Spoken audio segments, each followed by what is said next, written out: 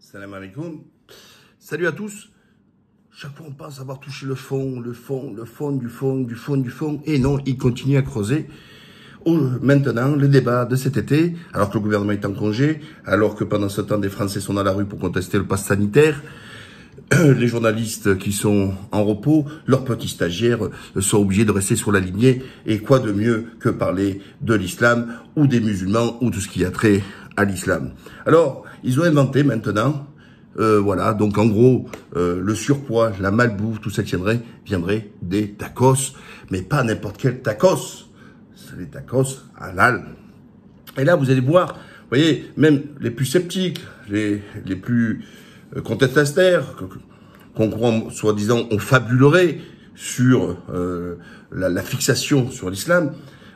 Là, excusez-moi, à part votre mauvaise foi, je vois pas comment vous pouvez ne pas revoir la réalité en face. Alors, le point, hein, champion du monde, hein. Voilà, vous voyez bien là? Voilà, le point. Voilà. Alors, qu'est-ce qu'il dit, le point? Hypercalorique, 100% halal, adulé par les ados, le phénomène au tacos. Ils ont fait un deuxième article le comparant au Big Mac en disant qu'il y avait 500 calories pour le Big Mac d'un côté et puis 1500 calories sur le tacos. Mais ce qui est important à leurs yeux et qui rend peut-être pertinent la calorie, c'est le halal. Alors pour les profanes qui ne connaissent pas le halal, qu'est-ce que c'est? Le halal, c'est la sacrification de la bête comme cachère, comme font les mochères, les juifs. C'est-à-dire que au lieu de sortir un genre de pistolet avec une tige qui reste pour tuer l'animal, par exemple pour le bœuf, d'accord? Ils lui mettent un genre de pistolet, il y a une tige qui rentre dans le cerveau, etc. La viande est égorgée, saignée de son sang. C'est tout. Alors on n'y ajoute pas, halal, ça veut pas dire on y ajoute un adjudant, on sait pas un truc bien particulier, c'est seulement un abattage qui est complètement différent. Mais comme les anciens en France, les paysans, tout ça, quand ils tuaient le lapin, etc., ils égorgeaient la bête, ils lui mettaient pas un coup de fusil dans la tronche. Voilà. Et eux, ils disent, donc ils comparent. Alors déjà, ils comparent au Big Mac, parce que en fait, dans le subconscient, la malbouffe, c'est le McDo. Et donc, en gros, c'est plus les Américains le problème, c'est plus le Big Mac. Le Big Mac est devenu acceptable. C'est maintenant les tacos. Alors déjà, ça n'a rien d'islamique, ça n'a rien de tout ça.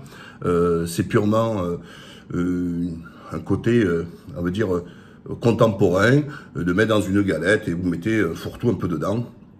Comme à l'époque, on bouffait un steak haché frites ou un merguez frites. Qu'est-ce qu'on fait? Une baguette, merguez, ou alors on mettait le steak haché, et puis des frites dessus. Puis après, il y avait des histoires après avec les panini et compagnie. Et donc là, maintenant, il y a ce tacos. Alors, sur le première interrogation, ou plutôt premier carton rouge, ils ont comparé le tacos le plus balèze avec un Big Mac seul, sauf que souvent les gens prennent le menu et donc il faut y ajouter les frites, mais ils ont oublié les frites. Dans le tacos, il y a justement les frites et pour certains, mais vous n'êtes pas obligé de mettre de la sauce algérienne, la mayonnaise, du ketchup. Vous pouvez mettre une sauce blanche, il y a moins de calories. Mais je ne vais pas entrer trop dans le débat calories parce que je deviendrai aussi dingue que eux. Mais c'est le fait de préciser 100% halal. 100% halal, c'est en gros comme si c'était le fait qu'il soit halal qui le rendait calorique. Donc le halal, je voulais expliquer ce que c'était, c'est pas un apport supplémentaire de calories. Et qu'est-ce qu'il y a de pertinent de préciser parce qu'il est halal? Non, à la base c'est quoi? C'est un tacos, c'est une galette avec dedans, mais c'est un fourre-tout, on met un peu ce qu'on veut là-dedans. Donc c'est pas le halal qui rend calorique, c'est ce qu'ils ont mis dedans. Mais c'était encore pour mettre l'accent. Hein, le 100% halal, c'est le 100%. Donc, mais déjà, il peut pas avoir du 95% halal, parce que ni du 20% halal, parce que je vais vous expliquer les conditions pour que la viande soit halal, c'est la sacrification de la bête.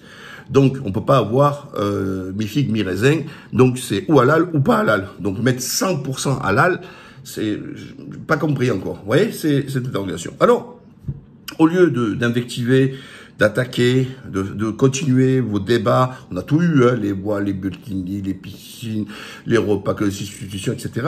Dites, alhamdoulilah, dites Dieu merci que les musulmans sont là.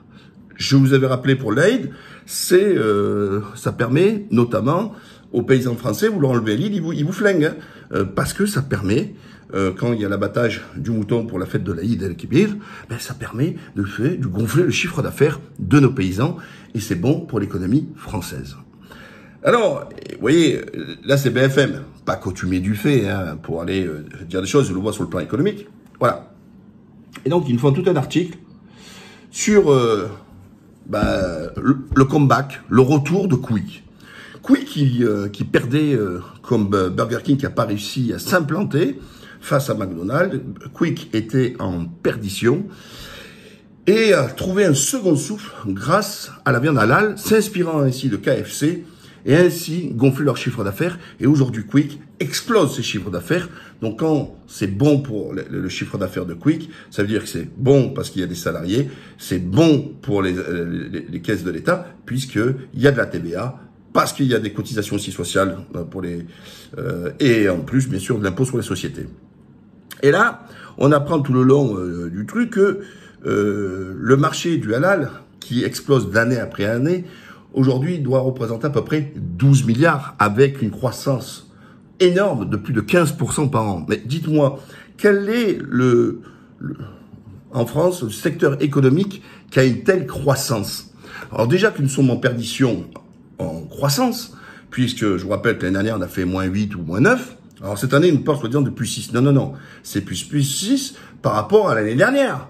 Donc, si on fait le calcul sur les 2 ans, c'est-à-dire avant l'arrivée du Covid, ça fait encore moins 2, moins 3. Voilà. Quand nous, en Turquie, hein, un pays avec du halal, ben, on est à plus 7%, et l'année dernière, on a fait pratiquement plus 2%. Donc, on n'était pas en négatif. Voilà. Et nous, sur une année glissante aussi. Voilà.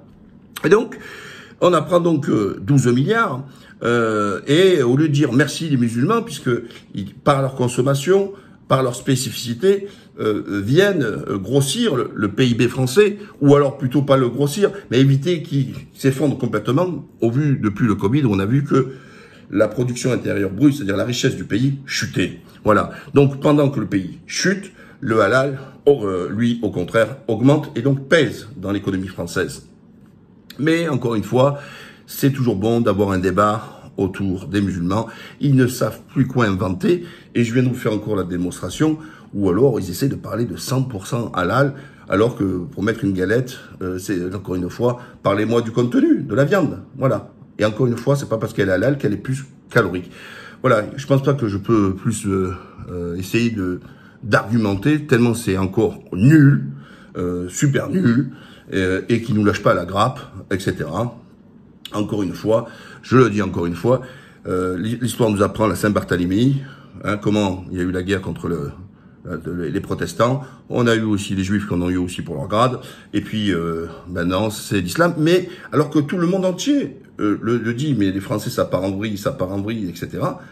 Ben, et en France, on fait croire, on dit, mais non, ça n'existe pas, il n'y a pas d'islamophobie, il n'y a pas de ci, etc. Mais vous êtes comment vous dire, comment on appelle, vous voyez qu'on est addict, voilà, islamo-addict.